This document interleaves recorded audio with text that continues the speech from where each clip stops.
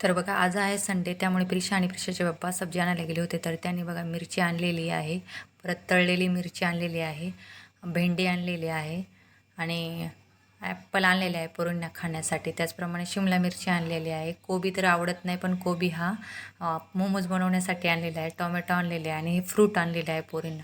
आणि प्रिशा सकाळी उठून ॲपल खात आहे. सकाळी उठल्या उठल्या तिला भूक.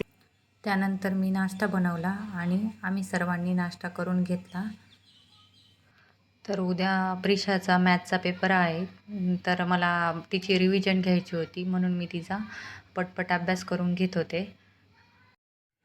त्याच्यामध्ये तिला मॅथ जस्ट शेप आणि 2 नंबरला कलर करायला सांगितलेले आहेत, तर तिने तिच्या पद्धतीने 2 नंबरला कलर केलेला आहे.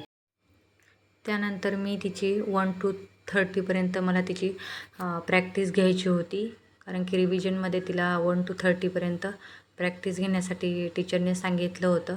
आणि तिच्याकडे रफ नोटबुक पण होती, परंतु ती भेटत नव्हती, म्हणून मी तिचा एक रफ कागदावरच तिची प्रॅक्टिस घेत होते.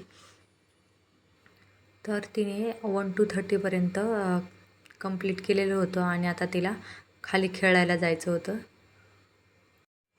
परंतु तिची अजून जास्त प्रॅक्टिस व्हावं म्हणून मी पुन्हा एकदा तिच्याकडून 1 to 30पर्यंत काढून घेतलं होतं.